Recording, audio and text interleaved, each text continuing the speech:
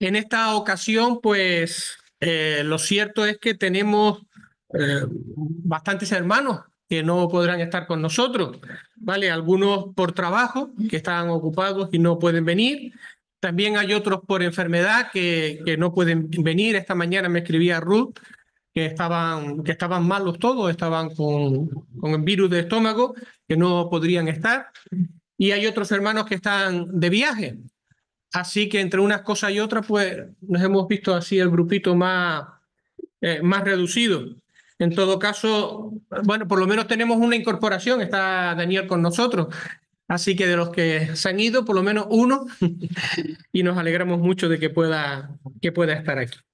Antes de tener un momento de oración, vamos a leer en Marcos, en el capítulo 13, y vamos a leer los versos que van desde el 28 hasta el 37. Marcos capítulo 13, verso del 28 al 37. Y dice así la palabra del Señor. De la higuera aprended la parábola. Cuando ya su rama está tierna y brotan las hojas, sabéis que el verano está cerca. Así también vosotros, cuando veáis que suceden estas cosas, conoced que ya está cerca a las puertas. De cierto os digo que no pasará esta generación hasta que todo esto acontezca. El cielo y la tierra pasarán, pero mis palabras no pasarán. Pero de aquel día y de la hora nadie sabe, ni aun los ángeles que están en el cielo, ni el Hijo, sino el Padre. Mirad, velad y orad, porque no sabéis cuándo será el tiempo. Es como el hombre que yéndose lejos dejó su casa y dio autoridad a sus siervos y a cada uno su obra, y al portero mandó que velase. Velad pues, porque no sabéis cuándo vendrá el Señor de la casa, si al anochecer o a la medianoche o al canto del gallo o a la mañana, para que cuando venga de repente no os halle durmiendo. Y lo que a vosotros digo, a todos lo digo, velad. Bueno, pues hasta aquí la palabra del Señor. Vamos a tener un momento de oración. Señor, estamos gozosos o agradecidos, Señor, de que tú nos has congregado en este lugar. Nos permite, Señor, abrir las puertas, nos reúne, Señor, permite, lo más importante, poder abrir tu palabra y poder, Señor, acercarnos a ella con el deseo, Señor, de deleitarnos, Señor, de gozarnos, Señor, con ella. Pedimos, Señor, conforme a tu promesa, a tu presencia en medio de nosotros, y que tú nos ayudes, nuestras mentes puedan estar despejadas, atentos, Señor, a lo que tú nos quieres enseñar. Echamos de menos, Señor, a bastantes hermanos que por diferentes motivos pues no pueden estar. Algunos están impedidos a causa de enfermedad. Te pedimos, Señor, que tú estés con ellos, los consueles, les des tu palabra. Y al desanimado, Señor, que tú, Señor, le confortes y que puedas hablarle al corazón. Cuida de los enfermos y trae salud. En el nombre de Jesús te damos las gracias, en su nombre te lo pedimos. Amén. Amén. Bueno, pues tengo buenas noticias. Y la buena noticia es que hoy terminamos el sermón profético de Jesús.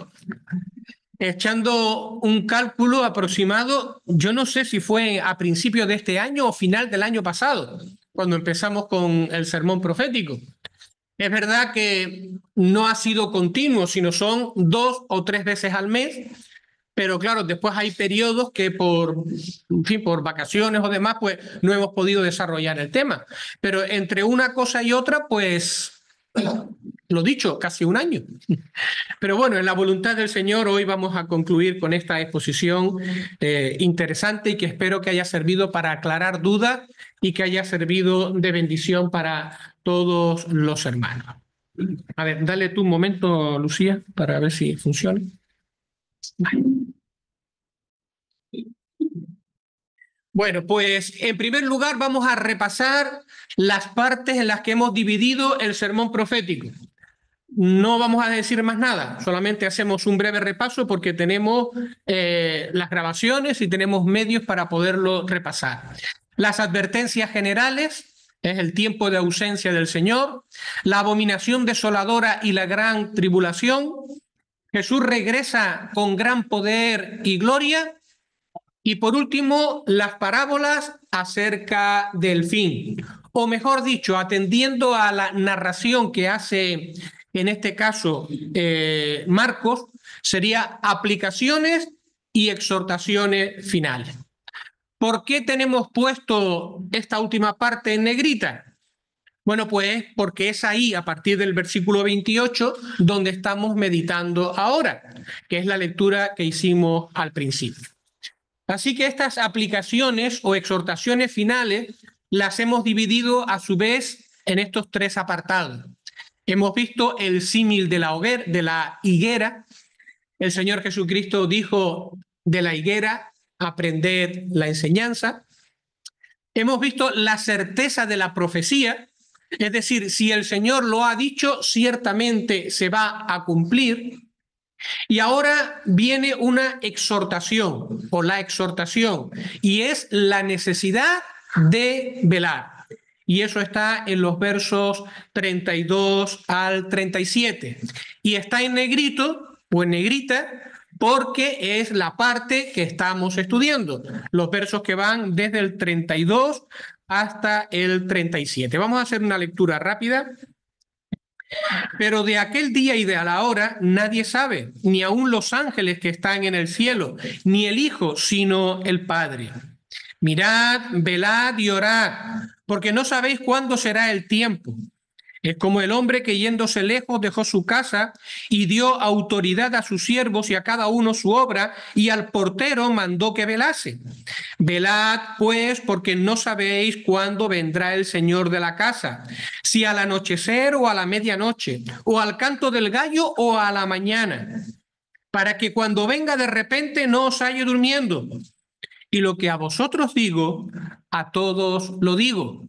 Velad, dice el Señor. Está en negrita porque es lo que estamos estudiando. Y a su vez, estos últimos versículos los hemos dividido de la siguiente manera.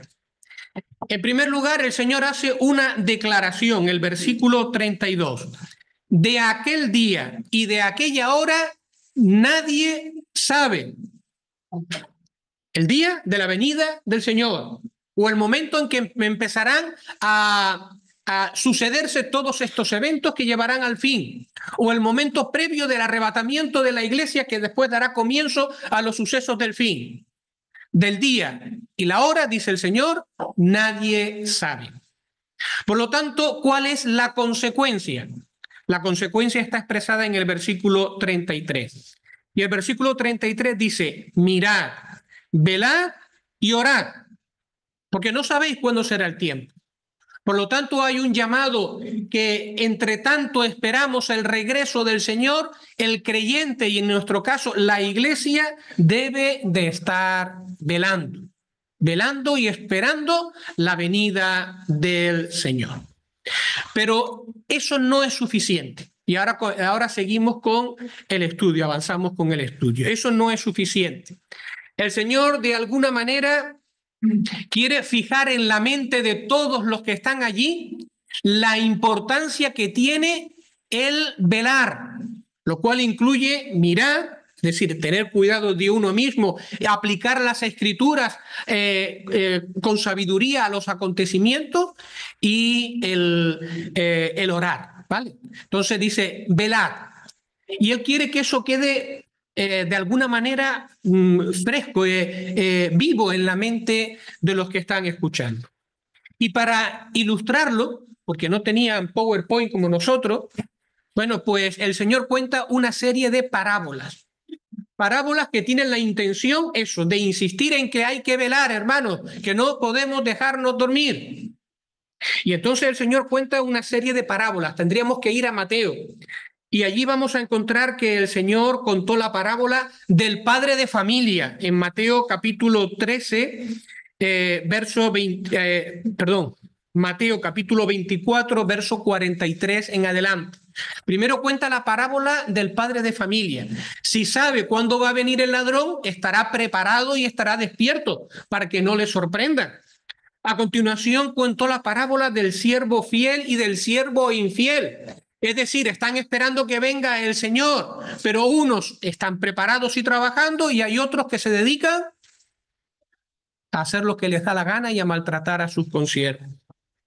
Después contó la parábola de las 10 vírgenes. Están esperando la venida del esposo para unirse a esa marcha nupcial y participar del banquete.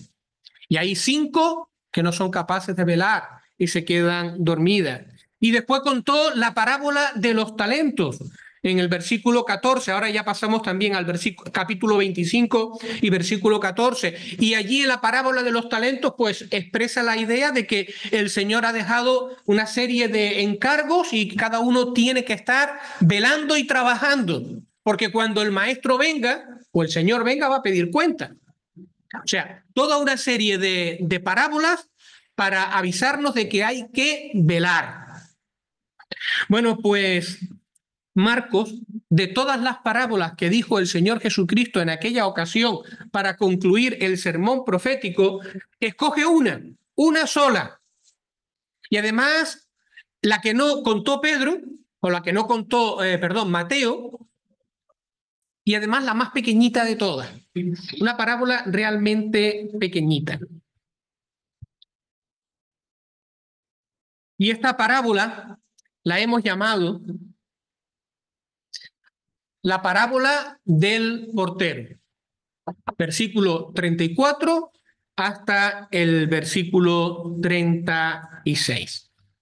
Ahora la iremos desarrollando, la iremos leyendo poco a poco. Pero, ¿qué les quiero decir? Bueno, pues una de las cosas que me sorprendió cuando empecé a estudiar un poquito de la parábola del portero es que había quienes decían que esto era una parábola puzzle.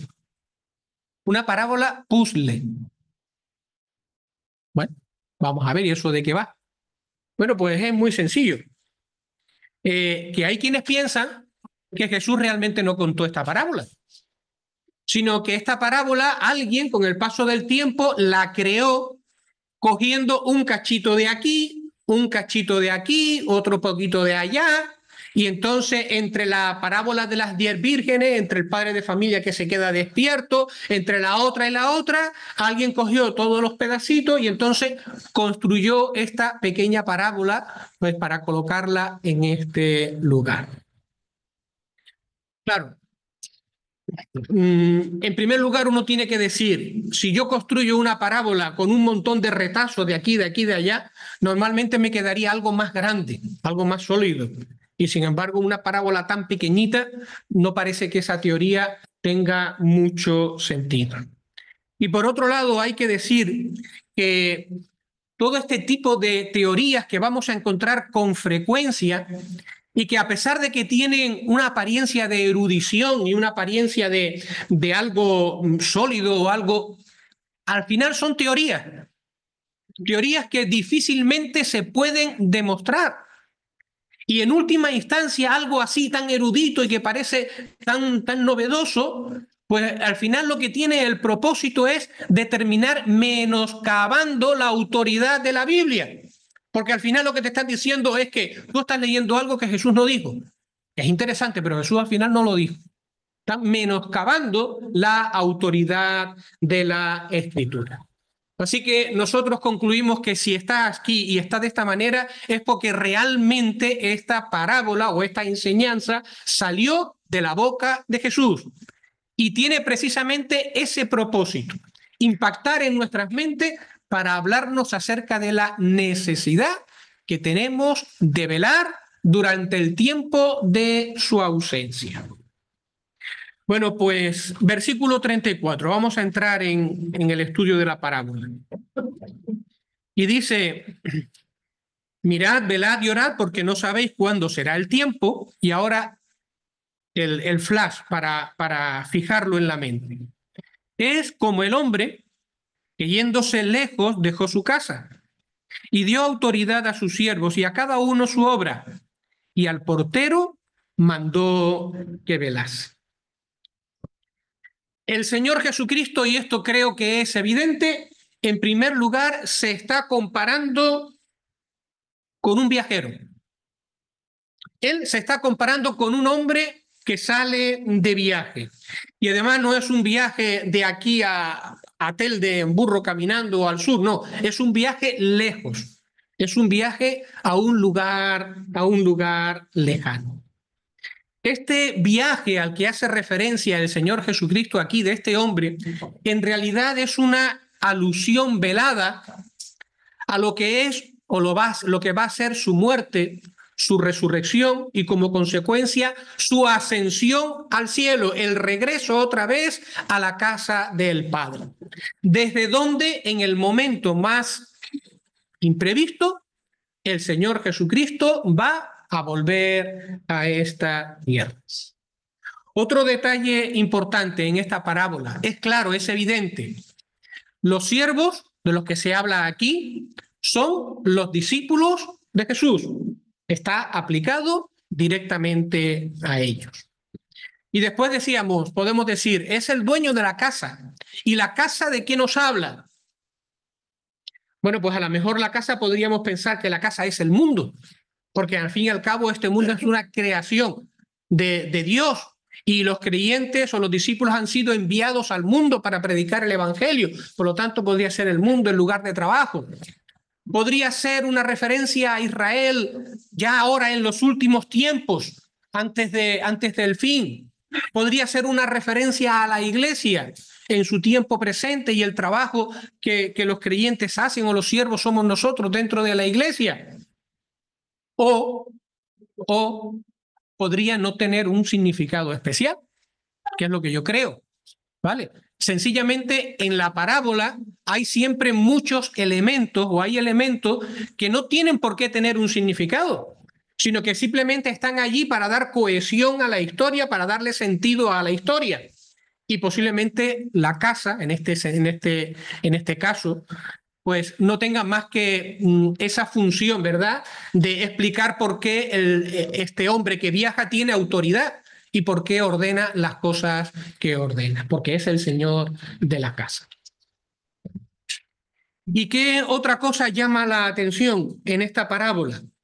Bueno, pues que este señor de la casa, el dueño de la casa, se marcha a un viaje lejano, pero no es un viaje improvisado. Y como no es un viaje improvisado, sino es algo que está planeado, pues entonces este buen hombre tiene el tiempo suficiente para organizar las cosas antes de su partida. Y este punto es un punto bonito, un punto interesante, porque este viaje planificado, donde él deja las cosas preparadas, tiene algunas cosas que nos llaman la atención. Fíjense, en primer lugar,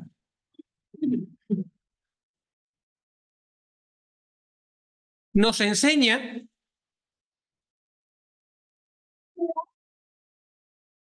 que el tiempo de ausencia del Señor Jesucristo no es un tiempo de fiesta o de vivir como le da la gana para el cristiano, sino que el tiempo de ausencia de nuestro Señor es un tiempo que tenemos que emplear en trabajar y en servir al Señor.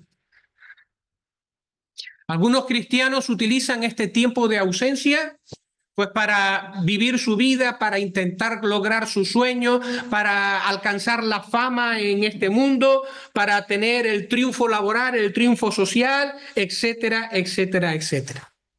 Pero fíjense bien lo que dice aquí. Estamos en el versículo 34. El hombre se fue y dio autoridad a sus siervos, y ahora fíjense, y a cada uno su obra. Y a cada uno su obra.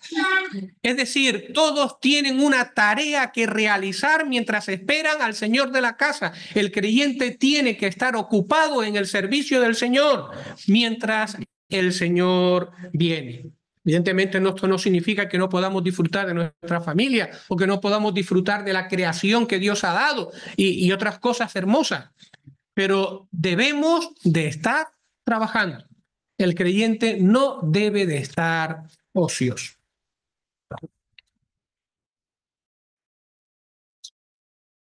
¿En qué podemos trabajar? Bueno, pues si pensamos de una manera genérica, podemos ver que el Señor demanda de nosotros una vida de santidad práctica. Así que cada uno de nosotros delante del Señor debería de tener conciencia de la manera en que está viviendo, de la manera en que está haciendo las cosas e ir trabajando en ese aspecto de nuestra santificación a la luz de la palabra del Señor. Señor, ¿cómo tiene que cambiar mi vida?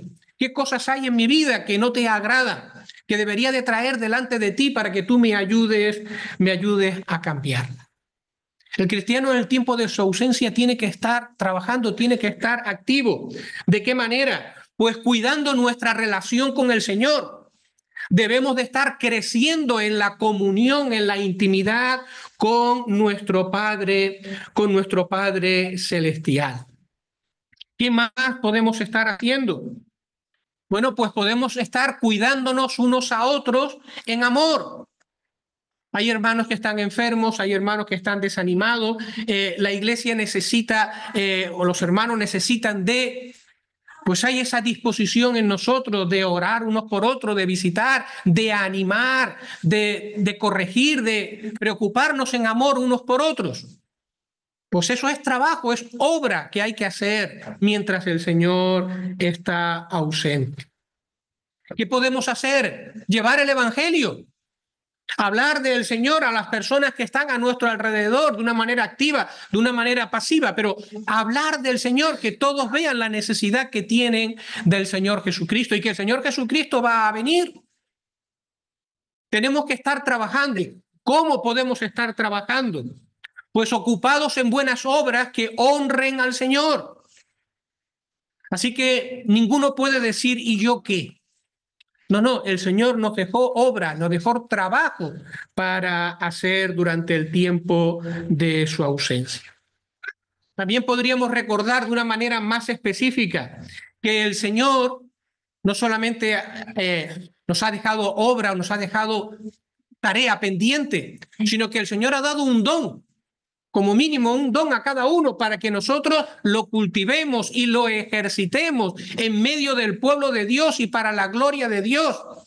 Y por lo tanto, en la medida que estamos trabajando y buscando maneras de servicio, Dios va a ir manifestando ese don que Él ha puesto en cada uno de nosotros para ser utilizado para el bien de la obra mientras el Señor viene, porque vendrá.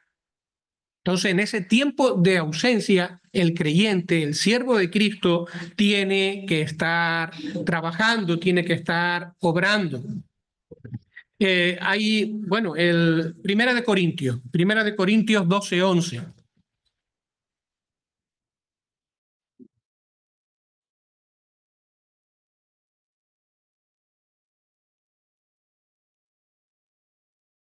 Está hablando acerca de una serie de dones que Dios ha repartido a su pueblo y dice, pero todas estas cosas las hace uno y el mismo Espíritu. Y ahora dice, repartiendo a cada uno en particular como Él quiere. Es decir, Dios ha repartido dones a sus hijos, a los creyentes, para que laboren, para que trabajen en la obra del Señor. Así que este es un punto importante que muchas veces los creyentes tendemos a olvidarlo. El tiempo de la ausencia del Señor no es un tiempo de inactividad, es un tiempo de trabajo.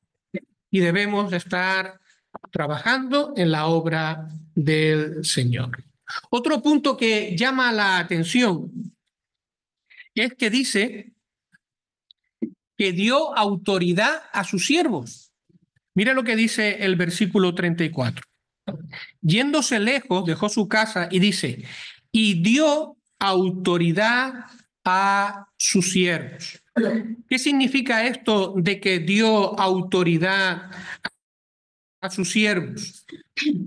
Bueno, pues en este caso es una palabra griega que se puede traducir autoridad, poder para poder hacer algo, derecho, jurisdicción, gobierno, privilegio. Entonces, dependiendo del contexto, pues tiene una traducción o tiene otra. En nuestro caso, en nuestro contexto, esta es una palabra que significa o que tiene el sentido de capacitación o poder para hacer algo.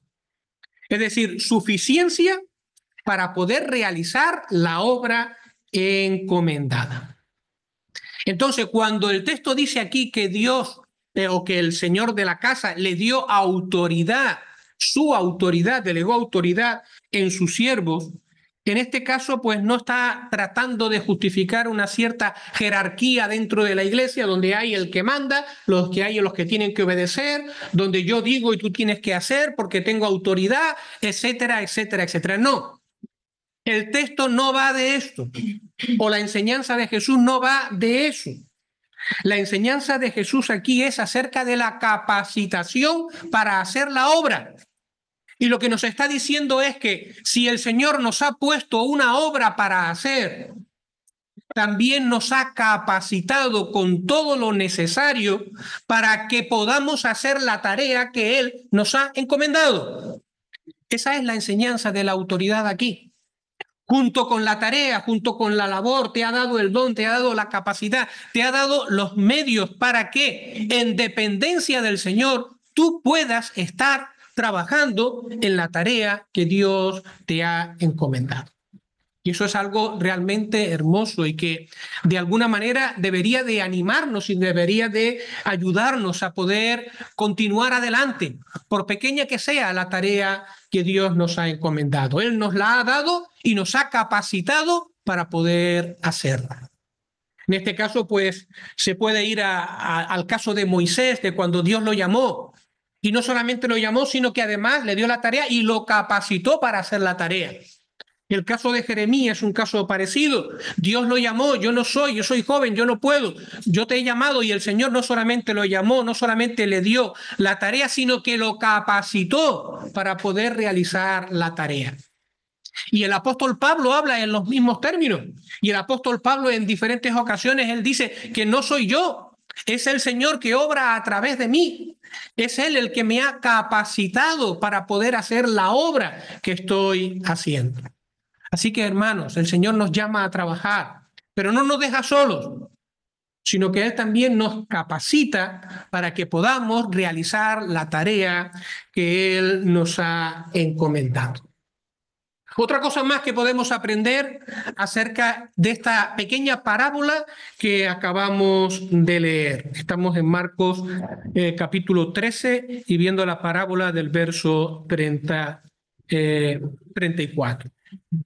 Otra cosa. Bueno, pues si bien esta pequeña parábola o estas pequeñas ideas que acabamos de exponer debieran de servirnos de alguna manera para reflexionar. ¿Qué estoy haciendo en la obra del Señor? ¿Realmente estoy activo? ¿Estoy buscando la manera de servir a mi Señor? ¿Estoy creciendo en la comunión con el Señor, en el conocimiento del Señor?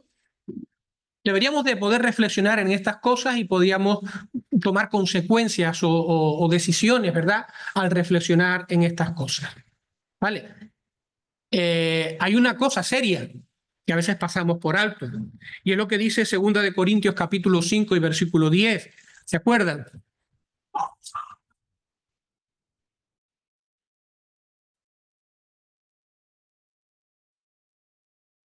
Porque es necesario que todos nosotros comparezcamos ante el tribunal de Cristo para que cada uno reciba según lo que haya hecho mientras estaba en el cuerpo, sea bueno o sea malo. Es decir, al final vamos a presentarnos delante del tribunal de Cristo. Este no es un tribunal para decidir nuestra salvación o no. La salvación la tenemos porque estamos en Cristo y es una salvación eterna. Pero sí que se va a dilucidar las recompensas o los premios que habremos recibido por lo que hemos hecho en nuestra vida, por la manera en que hemos usado los dones, hemos usado los talentos, las oportunidades de servicio, aquello que el Señor ha puesto en nuestra mano. Bueno, pues aunque el texto nos da pie para meditar en estas cosas, y yo espero que de alguna manera pues esto sirva para reflexionar y tomar decisiones en este sentido, sin embargo, el énfasis del Señor Jesucristo está en el portero. El énfasis está en el portero. De todas las tareas que se le puede encargar a los siervos y de todas las clases de siervos que puede haber, al final el Señor se fija en uno y se fija en el portero y en la función que hace el portero. ¿Se dan cuenta? ¿Qué podemos decir al respecto? Bueno, pues no todas las familias podían tener un portero en casa, ¿vale? Eso. Había que tener un cierto nivel para poder tener una persona que se encargaba de la puerta, pero era frecuente que en las casas con un cierto nivel económico, pues al menos uno de los criados, entre otras tareas, se ocupara de atender la puerta. Y miren, aquí hay un versículo que me llamó mucho la atención, y es Juan capítulo 18. Evangelio de Juan capítulo 18. Mira, seguramente lo hemos leído en muchas ocasiones, pero claro, en este contexto, pues a mí me resultó curioso. Juan capítulo 18, versos 16 y 17. ¿Lo tenemos? Mira. Entonces, la criada portera, sí, han leído bien lo que dice, ¿vale? Entonces, la criada portera dijo a Pedro, ¿no eres tú también de los discípulos de este hombre? Dijo él, no lo soy. Bueno, podemos leer desde el 16. Mas Pedro estaba fuera a la puerta, y salió pues el discípulo que era conocido del sumo sacerdote y habló a la portera e hizo entrar a Pedro. Entonces la criada portera dijo a Pedro, ¿no eres tú también de los discípulos de este hombre? Y él dijo, no lo soy. Vale, nos fijamos ahí. No solamente que había un criado que se encargaba también de la puerta, sino que además en este caso era una mujer, ¿vale? Una mujer que hacía la función de portera en esta casa. Y después tenemos el texto de Hechos capítulo 12, cuando Pedro sale de la cárcel y toca en la puerta donde están los creyentes reunidos, y hay una muchacha que se llama Rode y que sale para abrir la puerta. ¿Era Rode una criada que era encargada de la puerta o simplemente fue una situación coyuntural? Bueno, no lo sabemos, pero bueno, había en ciertas casas alguien que se dedicaba al tema de la puerta entre sus muchas funciones. ¿Qué tarea tenía el portero? O en este caso la portera, como hemos leído. Bueno, pues ellos tenían que estar atentos al sonido de la campana. En muchas puertas a la entrada, la puerta estaba cerrada para preservar la intimidad del hogar, pero había una campana, así que el que llegaba tocaba la campana para avisar de su presencia. En otras ocasiones lo que había en la puerta era una aldaba, o sea, para golpear con fuerza en la puerta y de esa manera avisar de que había alguien en la puerta. O simplemente cuando alguien llegaba, gritaba o llamaba a los de la casa, haciendo notar de que una persona estaba allí en la puerta. Bueno, pues la función del portero o de la portera en este caso era, si era de noche, levantarse rápidamente, saltar de la cama. Y si era durante el día y estaba ocupado en cualquiera de sus quehaceres, tenía que dejar de manera inmediata lo que estuviera haciendo para acudir a la puerta. Y en razón de quién era la persona que estaba a la puerta, pues o abrirle o avisar al resto de la casa de que alguien, fulanito o fulanita, estaba a la puerta. Esa era la función del portero. En este caso estamos viendo que era una función de responsabilidad, era un cargo de confianza, porque de una o de otra manera, del buen discernimiento de la persona que estaba a cargo de la puerta, dependía la seguridad de la familia. y el bienestar de la familia. No se podía dejar entrar a cualquiera. Entonces, que al final de la parábola el Señor Jesucristo mencione al portero e insista en la función del portero, no significa que ahora el Señor está menospreciando la labor del resto de los siervos, sino sencillamente se está destacando cuál es el propósito central de la parábola. El propósito central de la parábola es: hay una necesidad de estar despierto, de estar vigilante, porque el dueño de la casa, nuestro Señor Jesucristo, puede llegar en cualquier momento. Y entonces tenemos que velar. Por eso se menciona de manera específica al portero. Pero hay algo bonito en esta parábola. El Señor la dice, nosotros hemos dicho más o menos qué representa cada uno, hemos visto alguna enseñanza, pero es que además el Señor tiene el gusto, el privilegio para nosotros de explicarla, de darle el significado. Y eso está ahora en el versículo 35.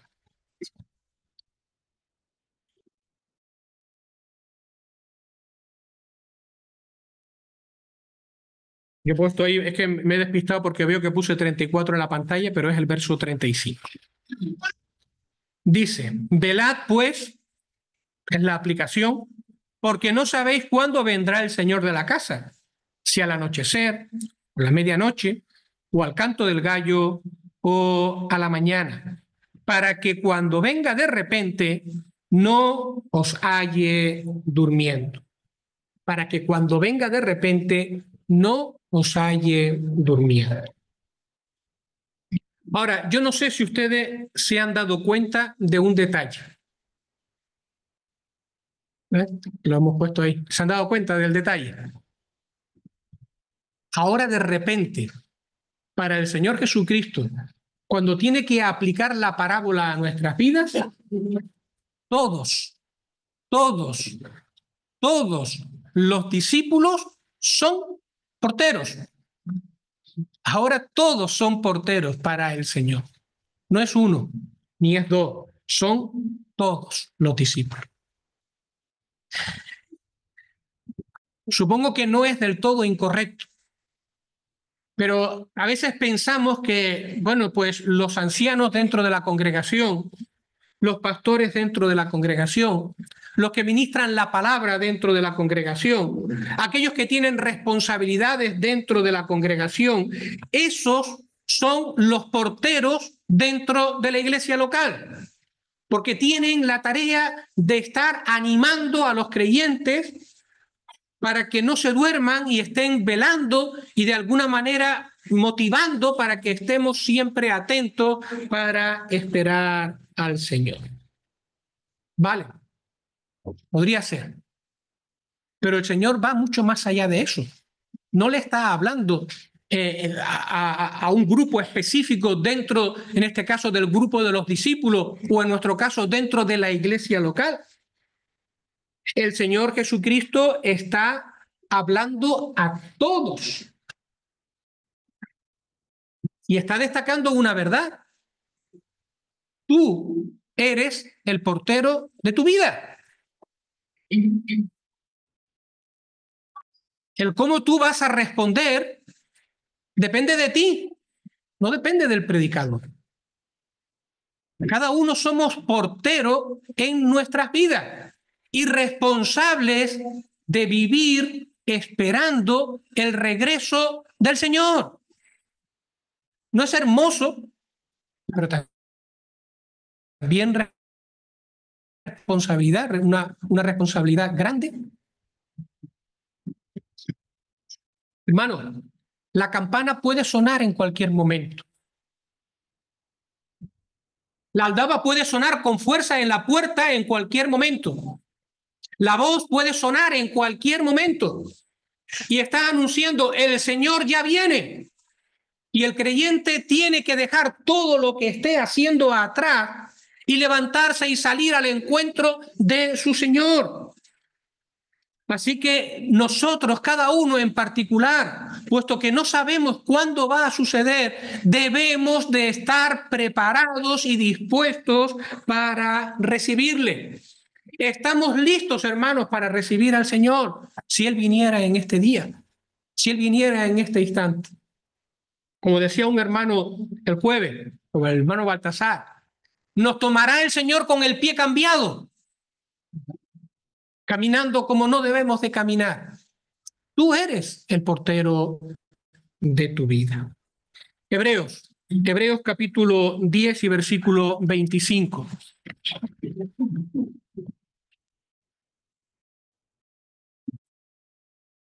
Miren, Lucas capítulo 2 y versículo 8 los pastores estaban velando las vigilias de la noche. Estaban bien despiertos y vieron la gloria de Dios cuando vinieron a anunciarle el nacimiento de Jesús. Estaban despiertos. Hebreos capítulo 10, verso 25 y 37. No dejando de congregaros, como algunos tienen por costumbre, sino exhortándoos, y tanto más cuando veis que aquel día se acerca. La campana puede sonar en cualquier momento. Aquel día se acerca. Y versículo 37 es muy hermoso. Porque aún un poquito más, y el que ha de venir vendrá, y no tardará. Ciertamente la campana de la puerta va a sonar, el timbre va a sonar, o la aldaba va a sonar un poquito, y el que ha de venir vendrá. Santiago, capítulo 5 y versículo 9.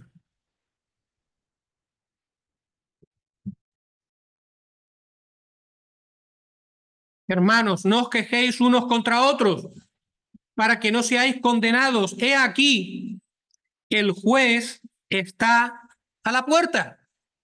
El Señor ya viene, aquel que juzgará nuestras vidas porque nos vamos a ser examinados ante el tribunal de Cristo. El juez ya viene, el Señor ya viene. Y hay que dejarlo todo, incluso la casa, los hijos, el trabajo, todo, para salir a recibir al Señor.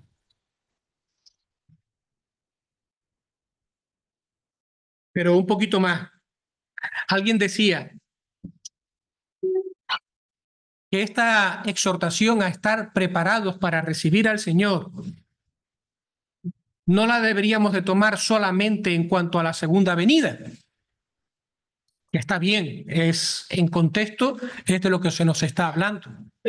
Pero también este hermano nos advertía y decía, la muerte nos puede sorprender en cualquier momento.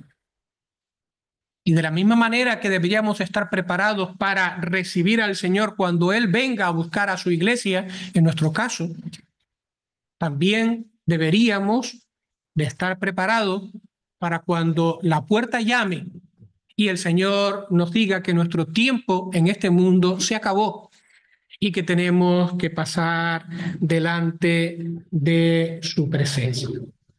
Así que doblemente preparados, porque tenemos una cita ineludible con el Señor, bien sea por la muerte o bien sea porque el Señor viene a este mundo.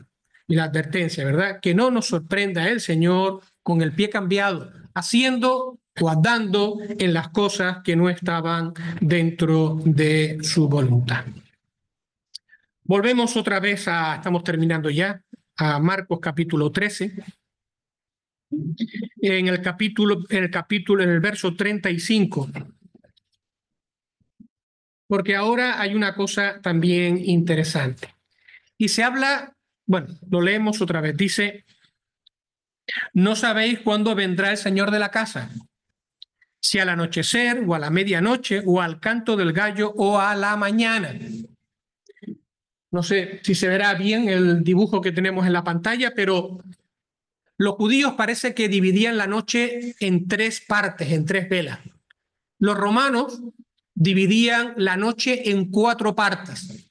Entonces, Marcos está aquí adoptando la división romana de la noche o del día. ¿Vale? La mitad del día entre las 6 de la mañana y las 6 de la noche y desde las 6 de la tarde, perdón, hasta las 6 de la mañana era la noche. 2 partes del día divididas en 12 horas. Y ahora, la noche está aquí explicada. Mira, no sabéis si vendrá al anochecer. El anochecer era desde las 6 de la tarde hasta las 9 de la noche. No sabéis si vendrá a la medianoche. Eso era desde las 9 hasta la medianoche, hasta las 00 horas. No sabéis si vendrá al canto del gallo. Y esto era una referencia al tiempo que va desde las 12, desde la medianoche hasta las 3 de la mañana, que se identificaba con el canto del gallo. O no sabéis si vendrá a la mañana, refiriéndose al amanecer. Y es el tiempo que va desde las 3 hasta las 6 de la mañana. Y así que nos damos cuenta de que el Señor compara el tiempo de su ausencia con la noche. La noche, en esta parábola, representa el tiempo de su ausencia. Mira lo que dice Romanos capítulo 3, porque Pablo recoge esta idea. Romanos capítulo 3.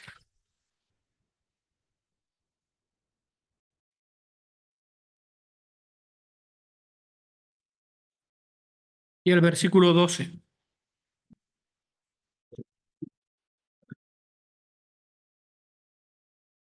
La noche está avanzada y se acerca el día. La noche es el tiempo de ausencia del Señor, el tiempo en que vivimos. Dice, y se acerca el día, el amanecer de la venida del Señor con gloria para este mundo. Se acerca. Y ahora, puesto que la noche está avanzada y el día se acerca, dice, desechemos pues las obras de las tinieblas y vistámonos con las armas de luz. Yo creo que el Señor fue sabio cuando escogió esta ilustración del tiempo de espera y lo calificó como la noche, o comparó la noche como el tiempo de espera. Yo creo que todos los que hemos trabajado por la noche, hemos tenido que trabajar por la noche, pues lo hemos dicho. La noche está hecha para dormir y el día para trabajar, porque verdad es que la noche, es verdad que el cuerpo se va adaptando y se va, pero la noche es complicada. Y cuando has trabajado de noche, te has visto más de una vez, sobre todo a las 3 de la mañana aproximadamente, dando cabezazos cuando menos te lo esperabas. Y sabemos lo complicado que llega a ser esa situación si encima estás en un volante o si encima tienes que estar pendiente de una máquina. Pero que la noche, decimos, se hizo para dormir, no se hizo para estar despierto. Así que lo compara, el tiempo de ausencia lo compara con la noche porque el Señor sabe la tendencia que hay en nosotros de dejarnos arrastrar por el mundo, de dejarnos arrastrar por las luces que durante la noche el mundo hace brillar y que se nos presentan como atractivas para nuestras vidas. Lo compara con la noche porque por la noche suenan esas melodías del mundo que intentan adormecernos y que intentan que bajemos de alguna manera los brazos. Y en la noche, si escuchamos esas melodías o nos fijamos en esas luces, al final perdemos la alerta y dejamos de estar despiertos y dejamos de estar velando. El mundo como sistema, no como creación de Dios, sino como sistema, es un suplantador de Dios y quiere atraernos y quiere hacernos dormir en sus brazos y quiere que nos incorporemos a Él. Y por eso el Señor dice, hay que velar. Y no solamente una parte de nuestra vida, cuando somos jóvenes en la fe, sino hasta el final, incluso siendo adultos o siendo mayores, hacia el final de nuestra vida. Todo el tiempo tiene que ser una vigilia, en el sentido de vivir esperando al Señor. Si tenemos todavía abierto Romanos capítulo 13, podemos leer el versículo 11 y 12. Y esto, conociendo el tiempo, que es ya hora de levantarnos del sueño, porque ahora está más cerca de nosotros nuestra salvación que cuando creímos. La noche está avanzada, se acerca el día. Desechemos pues las obras de las tinieblas y vistámonos las armas de luz. Y por último, nos queda el verso 36. Y dice aquí, y lo que a vosotros digo, a todos lo digo. ¿Puede haber una mejor manera de concluir, de terminar este precioso sermón, el sermón profético de Jesús? Lo que os digo a vosotros, a todos lo digo. ¿Qué es lo que está diciendo? Bueno, pues ya vimos en su momento cómo había diferentes maneras de acercarse al texto, diferentes interpretaciones, y bueno, y explicamos cuál era lo que nosotros entendíamos y es lo que hemos hecho a lo largo de toda la exposición. Pero con independencia de la manera en que tú te quieras acercar al texto, aquí hay unas palabras que permanecen. Y estas palabras es, lo que les digo a ustedes, apóstoles o discípulos, lo digo a todos. Todos. No importa el momento, no importa el tiempo en que estemos viviendo, todos están llamados a velar. ¿Por qué? Pues porque del día ni la hora nadie sabe. Por lo tanto, hay que velar esperando el regreso del Señor. Bueno, pues hasta aquí lo que ha sido esta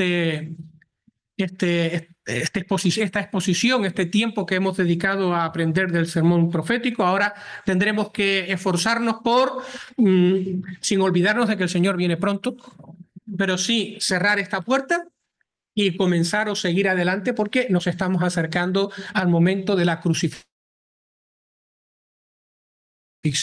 del arresto y la crucifixión del Señor Jesucristo. Estamos desarrollando un estudio sistemático del Evangelio de Marcos. Más todavía, pero alguno puede decir, ¿te falta algo, Natanael? ¿Se acuerdan? ¿Se acuerdan si falta algo o no falta algo en la exposición? Pues yo se los voy a recordar. En el versículo 32 leímos en su momento, pero de aquel día y de la hora nadie sabe, ni aun los ángeles que están delante de Dios. Y ahora dice, ni el Hijo, sino el Padre. Y entonces nos preguntábamos, ¿el Hijo no sabe el momento de su venida? ¿Tendrán razón aquellos que dicen que Jesús es como una especie de Dios, pero Dios menor creado por el Padre, como enseñan los testigos de Jehová, y por eso no sabe todas las cosas? Eso no lo hemos explicado, dijimos, lo hablaremos más tarde. Bueno, pues el jueves, la voluntad del Señor, nos toca de manera breve pues hablar acerca de este versículo.